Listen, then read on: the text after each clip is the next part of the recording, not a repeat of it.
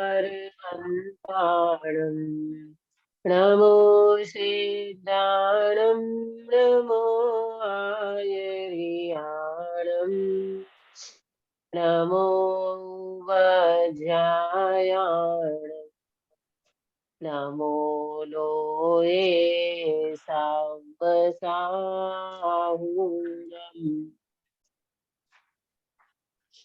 हाँ, बीना भी मंगलाचरण। जी दीदी, जय जिनेन्द्र। सर्वद जय जिनेन्द्र। सब लोक और अलोक की सामान्य सत्ता देखता, हर द्रव्य गुण पर्याय को प्रत्यक्ष युगपत जानता, सब ज्ञेय झलके ज्ञान में ऐसी रहे नित स्वच्छता, नित स्वयं से ही स्वयं को प्रत्यक्ष कर स्वाद्यता, विकास तत्व शक्ति संकोच बिन पर्याय में परिपूर्ण रीत विकास हो। बस बस यहाँ तक ही है, प्रकाश शक्ति तक ही लेना है। हाँ, प्रकाश शक्ति तक ही, नित स्वयं से ही स्वयं को प्रत्यक्ष कर आस्वाद्यता। बहुत बढ़िया, मंगलाचरण सुंदर आपने किया। सुबह मंगल प्रभात की मंगल बेला में अपनी चर्चा शक्तियों की चल रही है। अपने अंदर में ही जो शक्ति पड़ी है, उस शक्ति का आचार्य देव अपने को एहसास कराते हैं। जीव को जब तक अपनी शक्ति का एहसास नहीं होगा ना, तब तक उसको विश्वास नहीं आएगा। पहले एहसास होना चाहिए अपने आप में, अपने स्वभाव का। अपने स्वभाव का जब एहसास होता है तो वो व्यक्ति में बल आ जाता है ना। और ऐसा अनंत शक्ति का पिंड है। एकाध दो शक्ति की बात नहीं कर रहे आचार्य देव कि तू तो अनंत शक्ति का पिंड है, तेरे अंदर में ये सारी शक्तियां भरी पड़ी है। शक्तियों का विश्वास आचार्य देव एक एक शक्ति, देखो शक्ति को समझने में क्रम पड़ता है, अनुभव में क्रम नहीं पड़ता। जैसे मैंने कई बार एग्जाम्पल दिया आपको कि हम खीर बनाते हैं, खीर बनाने में क्रम पड़ेगा सुधा में, है ना। क्या क्या चीज डालते हैं, तो खीर में चावल है, खीर में बादाम है, काजू पिस्ता जो भी कुछ डालते हैं, और शक्कर वगैरह। और पूरी जब खीर बन जाती है तो फिर अपन जब खाने बैठते हैं ना, जब उसका टेस्ट लेते हैं, तब खीर में कोई भेद थोड़ी करते हैं, फिर तो मात्र खीर का टेस्ट ही लेते हैं। इसी तरह शक्ति के वर्णन में क्रम पड़ता है, शक्ति को समझने में क्रम पड़ता है, परंतु जब शक्ति का एहसास करने बैठते हैं, उसका टेस्ट लेने बैठो, तो उसमें एक भी शक्ति क्रम से नहीं आएगी। अनंत शक्ति का पिंड भगवान आत्मा वेदन में आता है, अनुभव में आता है। ये हमारी मजबूरी है। आचार्य देव कहते हैं हमको समझाने के लिए क्रम से समझाना पड़ता है। ऐसी शक्तियां कोई क्रम से बंधी हुई नहीं है। अपनी आत्मा में कोई ऐसी क्रम से शक्तियां नहीं पड़ी है प्रदेश के ऊपर। आत्मा के असंख्य प्रदेश है, तो असंख्य प्रदेश में अनंत शक्तियां अभेद रूप से पड़ी है। और ये शक्ति का मात्र एहसास करने की बात है, विश्वास करके अनुभव करने की बात है। और ये अनुभव जब अपन करेंगे तो सारी शक्तियां अपने अनुभव में आ जाएगी अभेद रूप से, बराबर। तो कल हमने ज्ञान शक्ति की बात, सर्वज्ञत्व शक्ति की कल हमने चर्चा की थी कि सर्वज्ञत्व शक्ति और स्वच्छत्व शक्ति, ये दोनों की पूर्णता 13वें गुणस्थान में केवल ज्ञान होने के बाद होती है। पहले जीव वितराग होता है, बाद में केवल ज्ञान प्रकट होता है। वितरागी हुए बिना केवल ज्ञान प्रकट हो जाए तो बहुत बड़ी प्रॉब्लम हो जाती है। कोई जीव वितरागी नहीं है और उनको लोकालोक जानने में आता है, तो बताओ सुधाबेन क्या प्रॉब्लम आएगी। बिना वितरागी होकर के कोई लोकालोक को जाने तो क्या प्रॉब्लम आएगी। रागी द्वेषी होता रहेगा, सब देख देख कर रागी द्वेषी होता रहेगा। बहुत बढ़िया, सबको देखते हुए रागी द्वेषी होता रहेगा। क्यों? अपने माँ बाप का अनंत भाव दिखेगा, अपने अनंत भाव दिखेंगे, है ना। पूरे लोकालोक के सारे भाव दिखेंगे, भाव दिखेंगे, परिणाम दिखेंगे, व्यक्तियों की सब कुछ दिखाई देगा। तो वो व्यक्ति कितना रागी द्वेषी हो जाएगा। लेकिन ऐसी व्यवस्था है ही नहीं। पहले तू वितरागी बन तो तुझे सर्वज्ञपना प्रकट होगा। तो वितरागी 12वें गुणस्थान में होते हैं और 13वें गुणस्थान में ये जीव सर्वज्ञ होता है। बराबर, ये कल चर्चा हमारी हो चुकी है। अभी एक बात अपने को समझना है कि बद्धा माने सर्व, सर्व आत्मा सर्वज्ञ शक्ति से संपन्न है। सभी आत्मा, निगोद से लेकर के सिद्धालय तक के सभी जीव कैसे हैं? सर्वज्ञ शक्ति से संपन्न है। हालांकि सिद्ध भगवान और अर्यंत भगवान की तो शक्ति प्रकट हो चुकी है, लेकिन अभी हमारी बात करें, छद्मस्त जीव की बात करें, तो हम सर्वज्ञ शक्ति से संपन्न हैं। तो फिर इनको प्रसिद्ध कौन करता है? ये हमारी सर्वज्ञ शक्ति से हम संपन्न है, ऐसे हमें कौन बताता है? किससे पता चलता है कि हम सर्वज्ञ शक्ति से संपन्न है वर्तमान में? सर्वज्ञत्व शक्ति, सर्वज्ञत्व शक्ति से हम संपन्न है, ऐसा हमें कैसे महसूस होगा? भगवान ने कह दिया तो ये तो अपने को सर्वज्ञ भगवान पे अगर विश्वास हम है, अपना हमें आत्मा कैसे महसूस होगा? अगर हम अपना आत्मा अनुभव करेंगे तो हमें महसूस होगा ना। हाँ, तो आत्मा अनुभव करने के लिए हमारा वर्तमान ज्ञान, हमारे वर्तमान ज्ञान से हमें प्रसिद्ध होता है, हमारा ज्ञान प्रसिद्ध करता है कि तुम्हारे अंदर में भी शक्ति पड़ी है। देखो, ये जो जानना हो रहा है ना अपने को अंदर में, तो ये जानना आता कहाँ से है? ये स्रोत कहाँ से बह रहा है? ये आत्मा में ज्ञान है ना, ज्ञान का पिंड है ना आत्मा, तो उसका स्रोत बह रहा है। तो निरंतर कंटिन्यू जानना ये वास्तव में अपने सर्वज्ञ शक्ति को प्रसिद्ध करता है कि भाई तू भी सर्वज्ञ शक्ति से संपन्न है। अपना ज्ञान इसकी प्रसिद्धि करता है। क्यों? क्योंकि ज्ञान में वेदन भी है और ज्ञान जानता भी है। ज्ञान पर को जानता भी है और ज्ञान वेदन भी करता है। अपना वेदन भी करता है और अपना अनुभव करते हुए पर को जान भी लेता है। स्वपर प्रकाशक ज्ञान का स्वभाव है ना, तो अपने को जानता भी है और अपने को प्रकाशित भी करता है। अभी प्रकाश शक्ति में बहुत बढ़िया चर्चा आने वाली है, तो ये थोड़ा सा मैंने आपको बताया। अभी अपन चलेंगे आगे। आज हमारी शक्ति लेना है, ये सर्वज्ञत्व शक्ति 10वें नंबर की हुई, और आज हम स्वच्छत्व शक्ति की चर्चा करेंगे। कौन सी शक्ति है आज की? नोट करना, स्वच्छत्व शक्ति। स्वच्छत्व शक्ति। देखो, ये जो अपन बात करते ना, ज्ञान शक्ति, दृष्टि शक्ति, चिति शक्ति, सर्वदर्शित्व शक्ति, सर्वज्ञत्व शक्ति और स्वच्छत्व शक्ति और प्रकाश शक्ति, ये सारी शक्तियां ज्ञान से रिलेटेड है। इनमें सब में ज्ञान का ही फोकस ज्यादा आएगा, मतलब ज्ञान के ऊपर ही ये सारी चर्चाएं होने वाली है। बराबर, तो क्या नाम है? स्वच्छत्व शक्ति। इसकी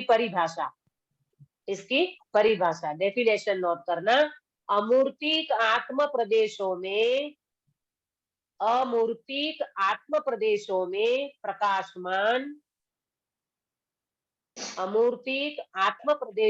प्रकाशमान लोकालोक के आकारों से अनेक आकार रूप, लोकालोक के आकारों से अनेक आकार रूप ऐसा उपयोग जिसका लक्षण है, इसको स्वच्छत्व शक्ति कहते हैं। फिर से बोलती हूँ, अमूर्तिक आत्म प्रदेशों में प्रकाशमान लोकालोक के आकारों से अनेक आकार रूप ऐसा उपयोग जिसका लक्षण है, उसको स्वच्छत्व शक्ति कहते हैं। ऐसी स्वच्छत्व शक्ति है। हाँ, अब देखो क्या बताया। सबसे पहले अमूर्तिक आत्म प्रदेशों में प्रकाशमान, ये जो अपने आत्म प्रदेश है ना, आत्म प्रदेश माने स्पेस, ये जितना शरीर है ना, शरीर के देह के आकार से, यानी देह जितना है उतने में व्यापक है आत्म प्रदेश, और उसमें व्यापक है अपना आत्मा। तो ये आत्मा जो व्यापक है, तो उनके जो प्रदेश है वो कैसे है? अमूर्तिक। अमूर्तिक क्यों कहा? आत्मा अरूपी है, आत्मा अमूर्तिक है, तो आत्मा के प्रदेश भी अमूर्तिक ही होते हैं। प्रदेश माने स्पेस, ये जो जगह है ना अपनी, ये स्पेस रोक करके बैठी है। असंख्य प्रदेशी भगवान आत्मा अमूर्तिक आत्म प्रदेशी है, और उनके जो प्रदेश है उन एक एक प्रदेश के ऊपर अनंत गुण है। ये बात को समझना, आत्मा के एक एक प्रदेश के ऊपर अनंत गुण है, बराबर। तो ये आत्मा के कितने प्रदेश हैं? असंख्य प्रदेश। कितने प्रदेश हैं आत्मा में? असंख्य प्रदेश हैं, बराबर। तो असंख्य प्रदेशी भगवान आत्मा अमूर्तिक है, और अमूर्तिक आत्म प्रदेशों में प्रकाशमान लोकालोक के आकारों से, लोकालोक के आकार की बात क्यों करी? क्योंकि यहाँ स्वच्छत्व शक्ति संपूर्ण बताना है।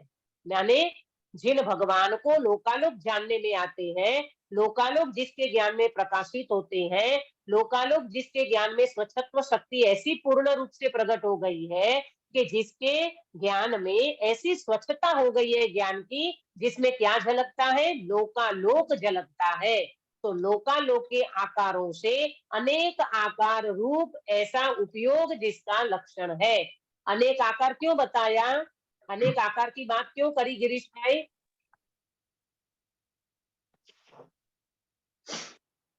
जगत में जितने भी आकार है उत्तल के, बहुत बढ़िया, वही है। बहुत बढ़िया। कि अनेक आकार माने अनेक पदार्थ है ना, विश्व में अनंत पदार्थ है, 6 द्रव्य है, उनके द्रव्य गुण पर्याय है। तो भगवान तो सबको जानते हैं ना, लोकालोक, लोक को भी और अलोक को भी। अलोक कितना है और लोक कितना है? लोक तो 14 राजलोक है, और अलोक कितना है? अलोक कितना है? अलोक अनंत है, अनंत है। असंख्य नहीं, अलोक अनंत है। अनंत अनंत अनंत अनंत अनंत आलोक है। आलोक का कोई माप नहीं है, समझे? आलोक का कोई नाप नहीं है, आकाश का कोई माप नहीं है। आलोक में अकेला आकाश आकाश है और कोई द्रव्य नहीं है। तो यहाँ ये बात चल रही है कि लोकालोक के आकारों से अनेक आकार रूप, ले लोकालोक के आकारों से माने लोकालोक जो है उनके आकारों से अनेक आकार रूप, लोकालोक में जितने भी पदार्थ है, जितनी वस्तु है, जितने जीव है, जितने द्रव्य है, उनके सबके अनेक आकार बनते हैं। और वो अनेक आकार किसमें स्पष्ट झलकते हैं? तो बोले ज्ञान में। तो ज्ञान का कैसा स्वभाव है? स्वच्छत्व स्वभाव है, इसका नाम है स्वच्छत्व शक्ति। अक्षा बेटा समझ में आ रहा है आपको? हाँ जी, बराबर।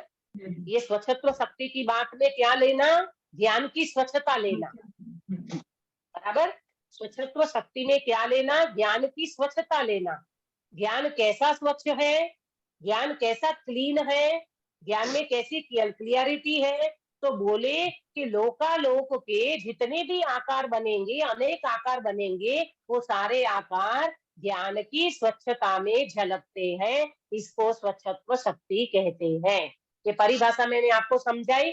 अभी स्वच्छत्व की व्यवस्था, स्वच्छत्व शक्ति का कार्य, स्वच्छत्व शक्ति का कार्य क्या है?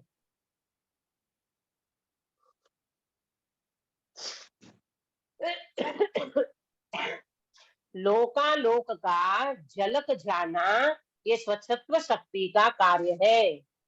लोकालोक का झलक जाना, लोकालोक जिसमें झलक जाते हैं, ये किसका कार्य है? बोले स्वच्छत्व शक्ति का कार्य है।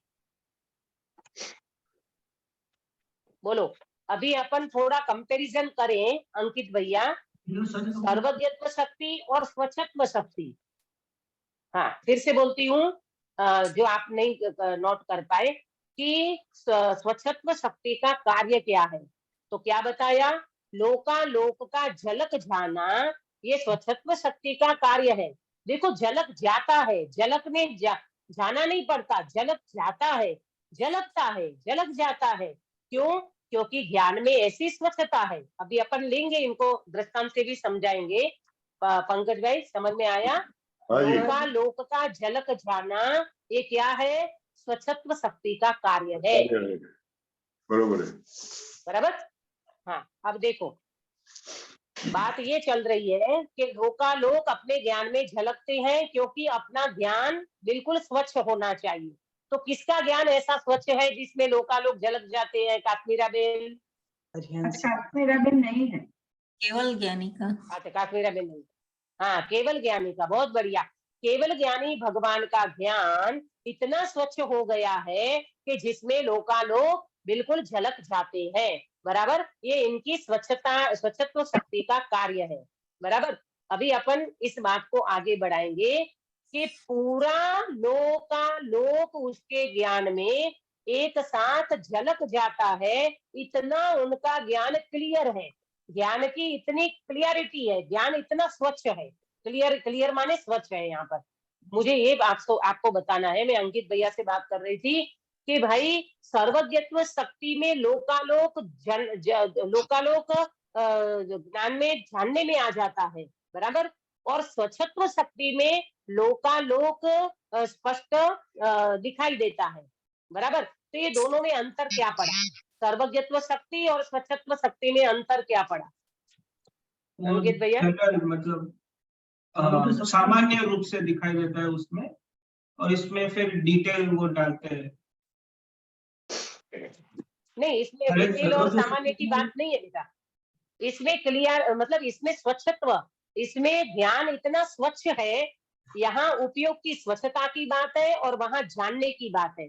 लोकालोक जानने में आती है, तीन लोक के लोकालोक के समस्त पदार्थ, ये ज्ञान की सर्वज्ञत्व शक्ति है। सर्वज्ञत्व शक्ति में जानने की बात है और स्वच्छत्व में ज्ञान की क्लियरिटी, माने ज्ञान एकदम मलिन नहीं है, ज्ञान एकदम स्वच्छ और निर्मल। निर्मल ज्ञान में, स्वच्छ ज्ञान में लोकालोक झलकता है। बराबर, और सर्वज्ञत्व शक्ति में ज्ञान, बात में ज्यादा कोई अंतर नहीं है क्योंकि स्वच्छ कौन है? ज्ञान स्वच्छ है। तो ज्ञान स्वच्छ है तो लोकालोक झलक जाएंगे, और ज्ञान निर्मल है तो लोकालोक जानने में आ जाते हैं। बराबर, तो बात ज्ञान की है, परंतु जरा सा अंतर ये पड़ता है कि स्वच्छ ज्ञान में जैसे अपन बोलते ना कि दर्पण स्वच्छ होगा तो चेहरा दिखेगा, दर्पण मलिन होगा तो क्लियर चेहरा नहीं दिखेगा। ये बात आपको समझ में आती है? चेहरा रोज देखते हो ना अरीसे में, मिरर में चेहरा देखते हो ना, तो क्लीन दर्पण होगा, मिरर आपका क्लीन होगा, दर्पण आपका क्लीन होगा तो चेहरा कैसा दिखेगा सुनीता जी? क्लीन दिखेगा, एकदम साफ दिखेगा, है ना, एकदम साफ दिखेगा, क्लियर दिखेगा। और दर्पण अगर मलिन होगा, दर्पण में अगर कोई मलिनता होगी, मिट्टी पड़ी होगी, धूल पड़ी होगी, तो फिर दर्पण में आपका चेहरा कैसा दिखेगा? बिना बेन अस्पष्ट दिखेगा, स्पष्ट नहीं दिखेगा, अस्पष्ट दिखेगा, क्लियर नहीं दिखेगा। तो यहाँ पर ज्ञान की स्वच्छता, स्वच्छत्व शक्ति में ज्ञान की स्वच्छता को लेना है और सर्वज्ञत्व शक्ति में ज्ञान की जानने की बात लेना है। माने ज्ञान जानता है, वहां जानने के ऊपर जोर है, यहाँ स्वच्छता के ऊपर जोर है दोनों ज्ञान में ही। ज्ञान स्वच्छ होना और ज्ञान का जानना, दोनों ज्ञान के ऊपर ही बात है। सर्वज्ञत्व शक्ति में लोकालोक जानने में आते हैं, आ जाते हैं, और स्वच्छत्व शक्ति में ज्ञान इतना स्वच्छ हो गया, इतना निर्मल हो गया, इतना क्लियर हो गया कि उसमें लोकालोक के सारे पदार्थ झलक जाते हैं। बराबर, इतना ज्ञान क्लियर दिखता है, माने इतना ज्ञान उनका स्वच्छ हो गया। बराबर, अब देखो इसमें, अब नोट करना, स्वच्छत्व शक्ति में काल की और क्षेत्र की दूरी, काल की और क्षेत्र की दूरी नहीं रहती, काल की और क्षेत्र की दूरी नहीं रहती।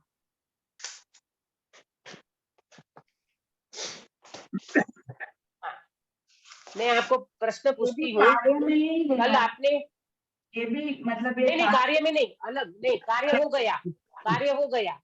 अब स्वच्छत्व की व्यवस्था, स्वच्छत्व की व्यवस्था एक नोट करना पॉइंट, स्वच्छत्व की व्यवस्था में क्या क्या क्या लेना है इसका पॉइंट में नोट कराती हूँ। स्वच्छत्व शक्ति की व्यवस्था क्या है? ये स्वच्छत्व शक्ति की व्यवस्था, उसको आप समझ रहे हैं। बराबर, अंकित भैया कल आपने सब्जी खाई थी, हाँ हाँ, कौन सी सब्जी खाई थी? तो सपोज करो आप भूल गए, कल हमने सब्जी तो खाई थी दीदी, याद नहीं है हमने कौन सी सब्जी खाई थी, वो आज हम भूल जाते हैं। ये है काल की दूरी। काल की दूरी का मतलब कल जो हमने सब्जी खाई थी वो सब्जी आज हम भूल गए, तो कल तो बीत गया ना, कल तो बीत गया। तो हमारे ज्ञान में इतनी स्वच्छता नहीं है, सुनना ध्यान से, मैं आपको समझाना चाहती हूँ।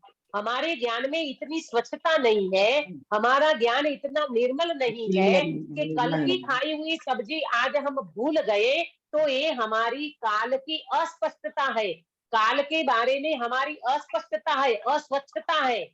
बराबर, एक तो बात ये हो गई। अब दूसरी बात, क्षेत्र की दूरी, क्षेत्र की दूरी, बराबर। तो क्षेत्र की दूरी में हम कौन सी जगह पे गए थे, कौन सी जगह पे गए थे, सपोज करो हम यात्रा करने गए, बराबर। अभी पंचकल्याण हुआ इंदौर का, आसपास की किसी ने यात्रा की और आकर के हमने पूछा कि भाई आप यात्रा करने गए थे तो कौन कौन से मंदिर के दर्शन किए और कौन कौन से क्षेत्र पे गए, तो वो क्षेत्र आपको याद नहीं आ रहा है, ठीक है। तो ये क्षेत्र की दूरी, एक क्षेत्र की दूरी और इनके एक क्षेत्र को याद नहीं आना, एक क्षेत्र आप भूल गए कि कौन कौन से क्षेत्र पे हम यात्रा करने गए थे, तो ये हमारे ज्ञान की अस्वच्छता है। हम क्षेत्र की दूरी को भी भूल गए, हम काल की दूरी को भी भूल जाते हैं। कल हमने कौन सी सब्जी खाई थी वो आज हम भूल गए, तो ये काल की दूरी माने काल की हमारे ज्ञान में अस्पष्टता है, अस्वच्छता है, और समझ में नहीं आता, भूल जाते हैं। और क्षेत्र की दूरी में हमने कौन से क्षेत्र की वंदना की वो हम भूल गए, तो हमारे से वो जो क्षेत्र दूर पे है वो क्षेत्र भी हमारे ज्ञान में स्पष्ट झलकते नहीं है, बराबर। अब केवल ज्ञान की बात करो, अब केवल ज्ञान की बात करो, तो केवल ज्ञान में स्वच्छत्व शक्ति जब भगवान की पूर्ण हो गई है, तो न काल की दूरी और न क्षेत्र की दूरी, ये दोनों की दूरी खत्म हो जाती है। कितना भी दूर के क्षेत्र हो उनको भगवान जान लेते हैं, माने उनके ज्ञान में स्वच्छ झलकते हैं। और कितना भी काल, काल माने तीनों लोक के जीवों की बात को भगवान अपने केवल ज्ञान में स्वच्छ पने झलक जाते हैं कि नहीं उनके ज्ञान में, बताओ। चलो बराबर? तो क्या क्या बात को नोट करोगे कि केवल ज्ञान में क्षेत्र की दूरी और काल की दूरी बाधक नहीं बनती, नहीं बनती।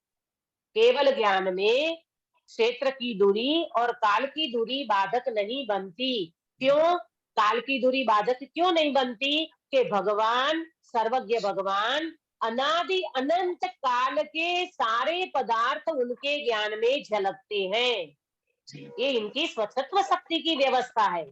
हाँ बराबर, बिल्कुल। और क्षेत्र में क्या लेंगे, क्षेत्र में क्या लेंगे कि भगवान के ज्ञान में क्षेत्र से कहें तो निगोद से लेकर के सिद्धालय तक के 14 राजलोक के जितना भी क्षेत्र है, सारा क्षेत्र भगवान के ज्ञान में स्पष्टपने झलकते हैं। इसीलिए भगवान की स्वच्छत्व शक्ति में किसी भी प्रकार की काल की और क्षेत्र की दूरी बाधक नहीं बनती। वो अपने ज्ञान में बैठते हुए अपने केवल ज्ञान में सारे लोका उनके ज्ञान में झलक जाता है, काल की भी बाधा नहीं पड़ती और क्षेत्र की भी बाधा नहीं पड़ती है। बराबर,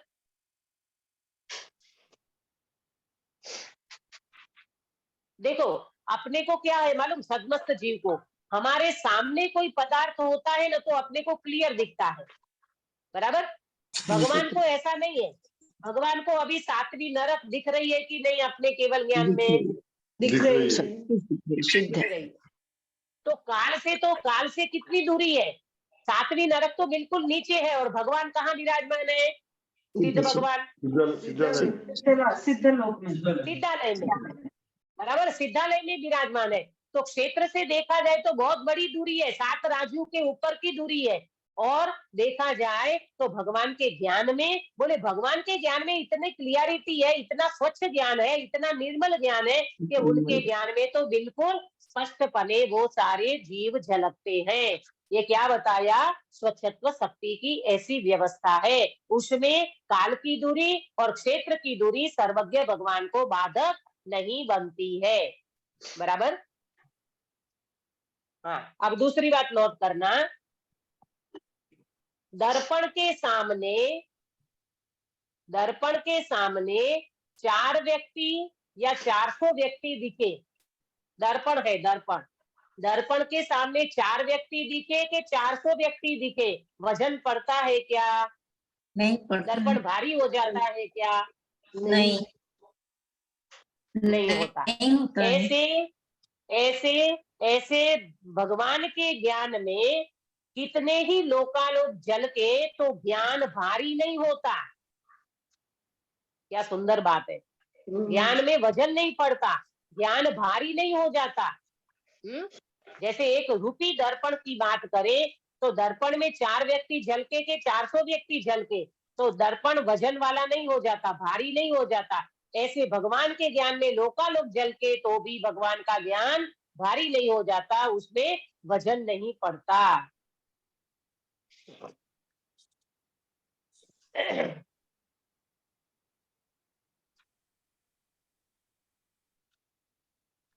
अपनी आंख है ना, अपनी आंख बड़े बड़े पर्वत को देखे, बड़े बड़े पर्वत को देखे आंख, तो आंख में वजन पड़ता है, आंख भारी हो जाती है, नहीं होती है ना। इसी तरह भगवान का ज्ञान भी, भगवान का ज्ञान, केवल ज्ञान रूपी नेत्र कैसे है भगवान का कि कितने भी पदार्थों को जाने तो भी भगवान के ज्ञान पर बोझा नहीं पड़ता, वजन नहीं पड़ता। ये इनकी स्वच्छत्व शक्ति का कमाल है। तो स्वच्छत्व शक्ति अरूपी रहती है, स्वच्छ रहती है और निरूपाधिक रहती है। 3 बात नोट करना। ये स्वच्छत्व शक्ति की व्यवस्था क्या है?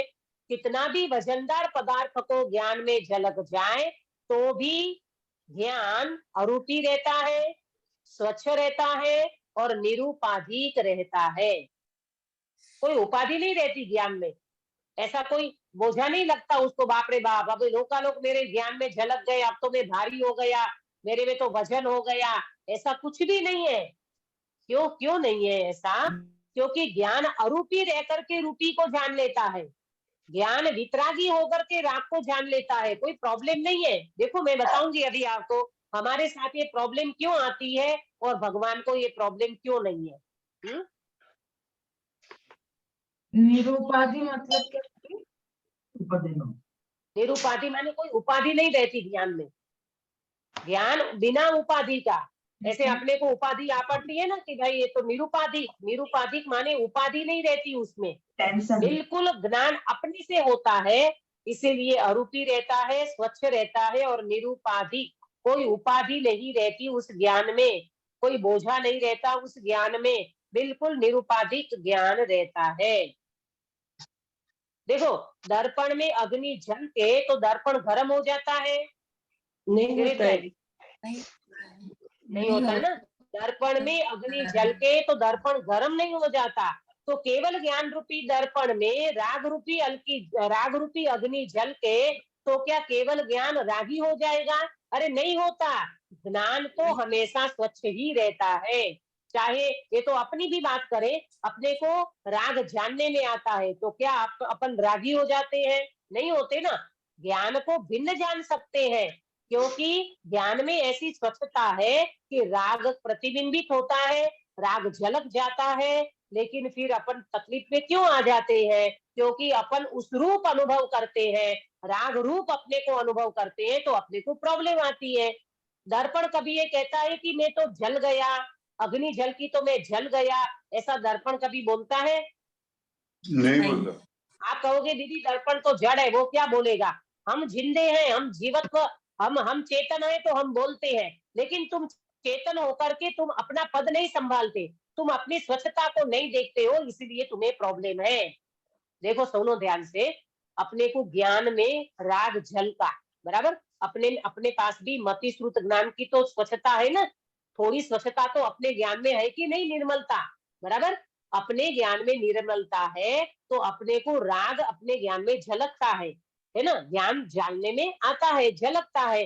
तो लेकिन अपनी प्रॉब्लम क्या है मालूम, अपनी प्रॉब्लम ये है कि जैसा राग झलका तो ये जीव ने मान क्या लिया, ये क्या मेरा माना, है, ये मेरा है राग, राग मेरा है, मैं रागी हूँ। हाँ मैं रागी हो गया, वो झलका और उसको अपना माने बिना रहता नहीं है। ये सबसे बड़ी प्रॉब्लम अज्ञानी जगत की है, मिथ्या दृष्टि जीवों की ये प्रॉब्लम है कि ज्ञान में राग झलकता है और वो उन भाव को अपना मानता है और उस रूप अनुभव करता है, बराबर।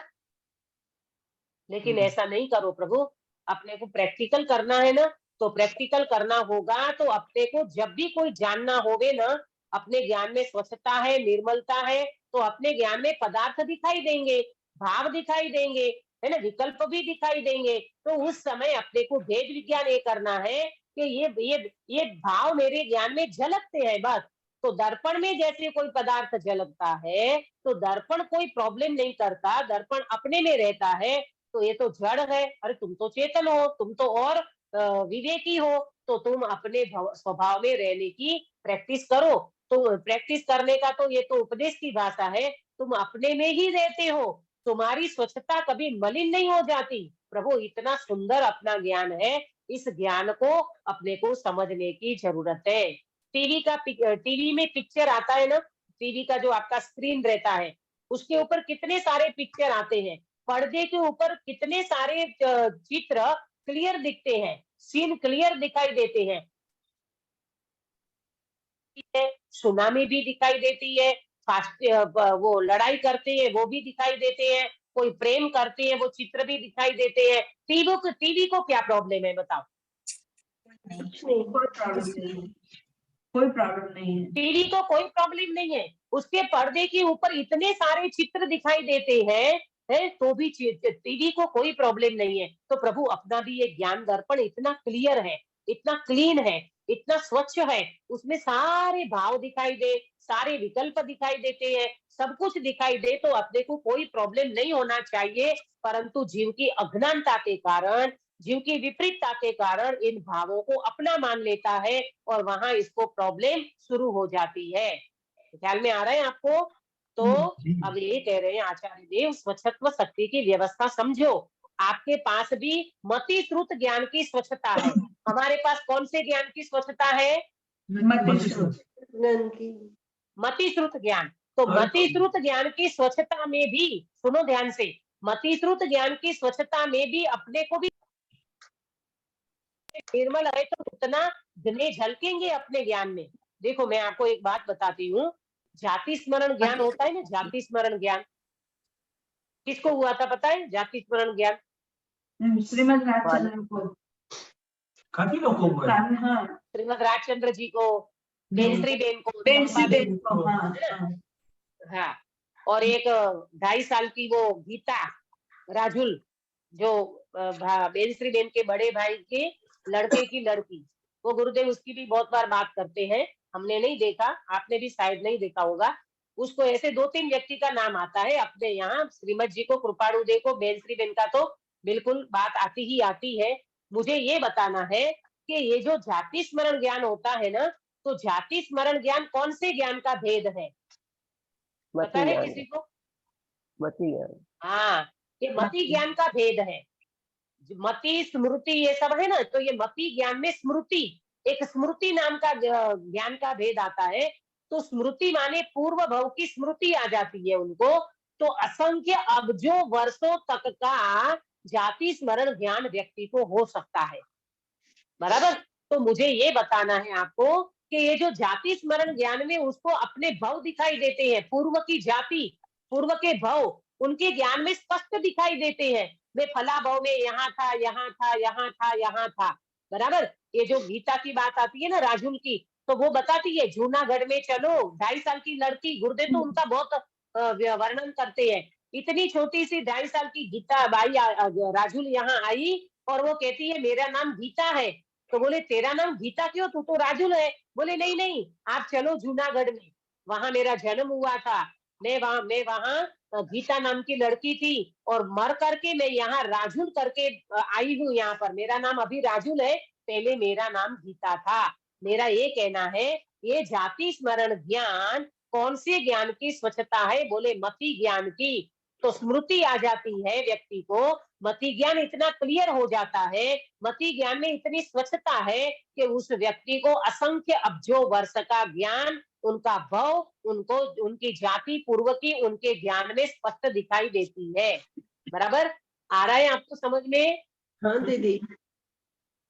सबको नहीं होता है तो ना। अपना ज्ञान भी स्वच्छ है क्या? मति स्मृति ज्ञान तो सबको है, लेकिन सबको नहीं होता है ऐसा स्मृति का। हाँ, ये बात है। सुनो ध्यान से, अब इसकी क्लियरिटी में करती हूँ कि मति श्रुत ज्ञान अपना भी है और सबको जाति स्मरण ज्ञान क्यों नहीं होता।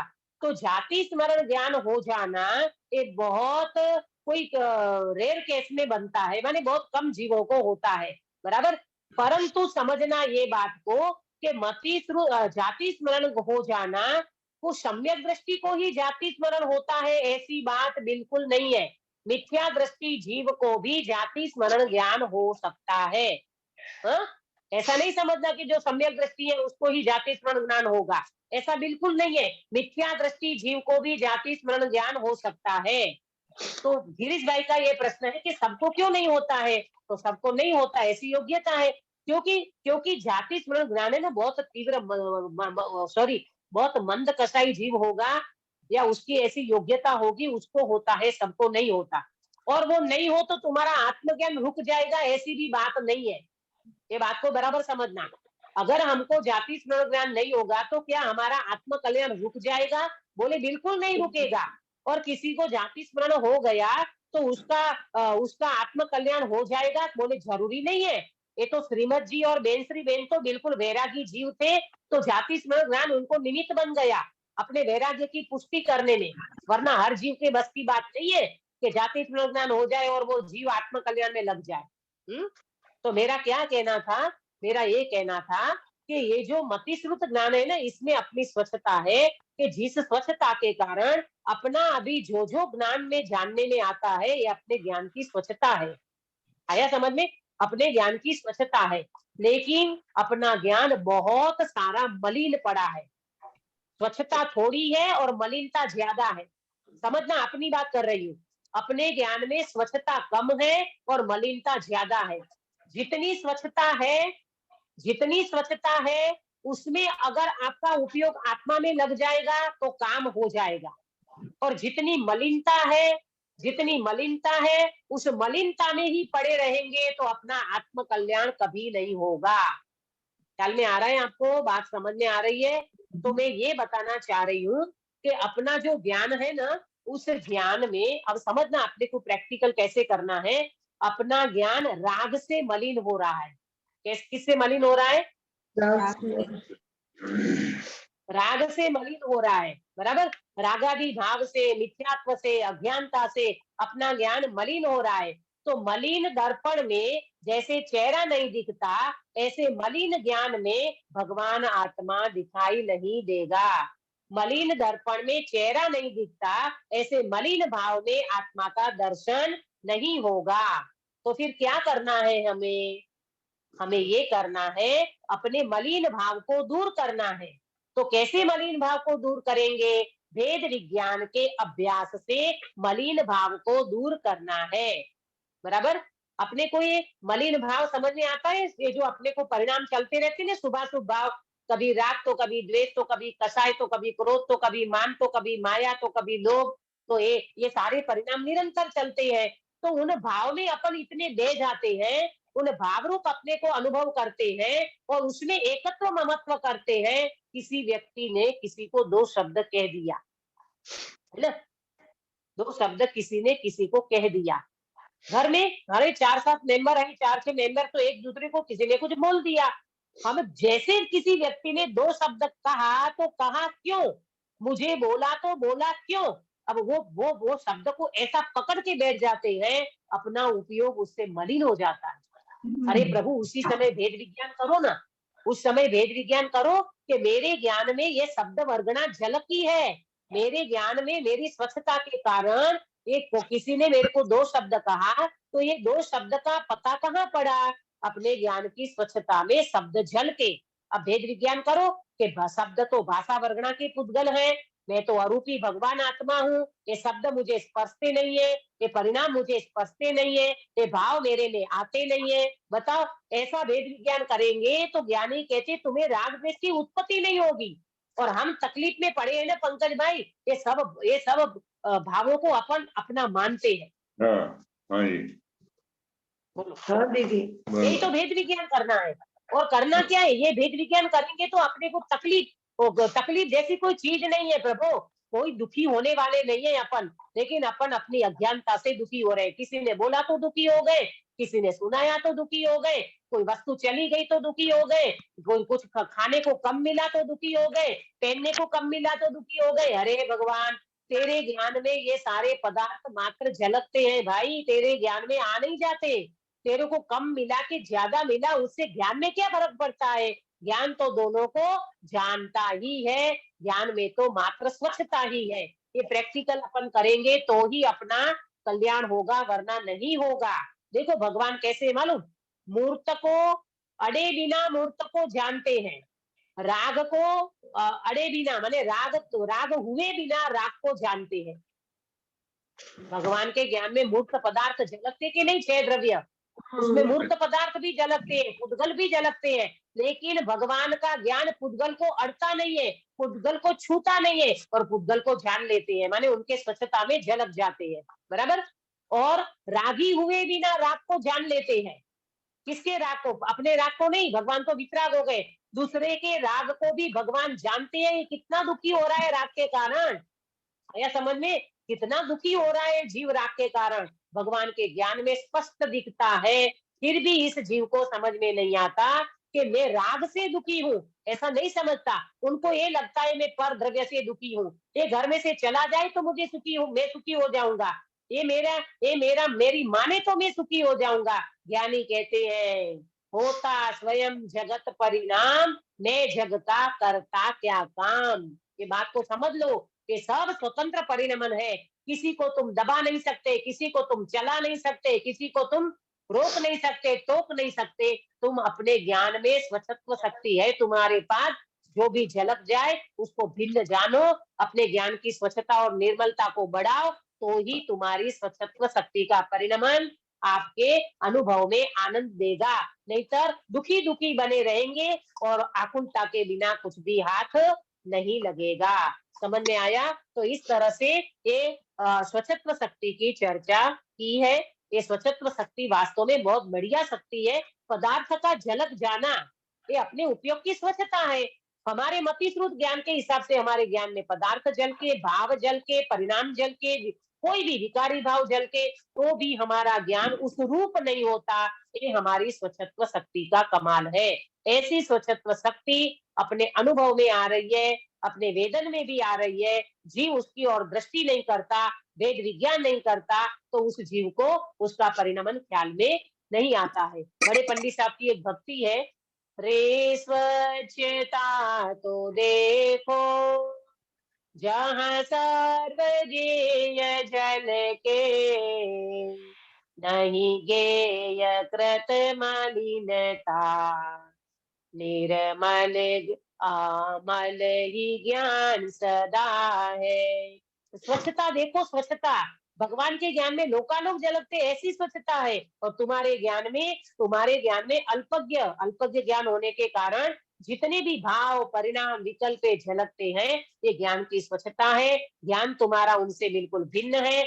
ऐसी स्वच्छता जब अपने को समझ में आएगी कि वाह, मेरे ज्ञान में इतनी स्वच्छता है कि परिणाम को मैं जान लेता हूँ, तो मेरे ज्ञान में कुछ मलिनता नहीं हो जाती, कुछ फर्क नहीं पड़ता, कुछ मलिन नहीं हो जाता। तो ऐसा निर्मल ज्ञान जब अपने आनंद अनुभव में आता है, तो ज्ञानी कहते हैं स्वच्छत्व शक्ति अपने अनुभव में आई। तो इस तरह से स्वच्छत्व शक्ति की चर्चा हुई। और कल अपन प्रकाश शक्ति की चर्चा करेंगे। 12वें नंबर की प्रकाश शक्ति है, इसकी चर्चा कल अपन करेंगे। आप इस शक्ति के ऊपर विचार करना, स्वच्छत्व को स्वच्छत्व बनाए रखना, निर्मल को निर्मल बनाए रखना, मलिन नहीं करना। मलिन किससे होता है? अज्ञानता से, मिथ्यात्व से, विपरीत भाव से, परिणाम से, भाव से। तो ये भावों को अपन भेद विज्ञान करके इनको अलग कर दे, माने उन भाव को अपना न माने और निर्मल भाव में स्पष्ट झलकते हैं जो अपना ज्ञान स्वभाव, उसको अपन अपना माने तो ज्ञानी कहते हैं मोक्ष मार्ग अपना प्रशस्त होगा। इस मंगल भावना से अभी की बात को मैं विराम देती हूँ। निज निधि निज में बताई यह अनंत उपकार है, इसके लिए जिन वाणी माँ को वंदना शतवार है, वंदना शतवार है। सुधाबेन पायल सर्ग कराइए। नमो अर्यन्ताणं नमो सिद्धाणं नमो आयर्याणं नमो वज्रायणं नमो लोये सर्वसाहुणं नमो अर्यन्ताणं नमो सिद्धाणं नमो आयर्याणं नमो वज्रायणं नमो लोये सर्वसाहुणं नमो अर्यन्ताणं नमो सिद्धाणं नमो आयर्याणं नमो वज्रायणं नमो लोये सर्वसाहुणं नमो अर्यन्ताणं नमो सिद्धाणं नमो आयर्याणं नमो वज्रायणं नमो लोये सर्वसाहुणं नमो अर्यन्ताणं नमो सिद्धाणं नमो आयर्याणं नमो वज्रायणं नमो लोये सर्वसाहुणं नमो अर्यन्ताणं नमो सिद्धाणं नमो आयर्याणं नमो वज्रायणं नमो लोये सर्वसाहुणं नमो अर्यन्ताणं नमो सिद्धाणं नमो आयर्याणं नमो वज्रायणं नमो लोये सर्वसाहुणं नमो अर्यन्ताणं नमो सिद्धाणं नमो आयर्याणं नमो वज्रायणं नमो लोये सर्वसाहुणं नमो अर्यन्ताणं नमो सिद्धाणं नमो आयर्याणं नमो वज्रायणं नमो लोये सर्वसाहुणं एसो पंच नमो यारो सव पाप प्रणशनो मंगलाणं त सौवेस्यं पडमं होई मंगलम। सर्वं हो गई मंगल। बोलो अंतर्मुख मुद्राधारी सर्व जिनेन्द्र भगवान की जय हो। नित्य बोधिनी द्वादशांगमयी जिनवाणी माता की जय हो। 3 करोड़ सर्वे वितरागी महामुनि राजों की जय हो। जय परम जय अहिंसामयी वितरागी जैन धर्म की जय हो। सभी को जय जिनेन्द्र। कल सुधाबेन आपको करना है मंगलाचरण। सुधाबेन हाँ।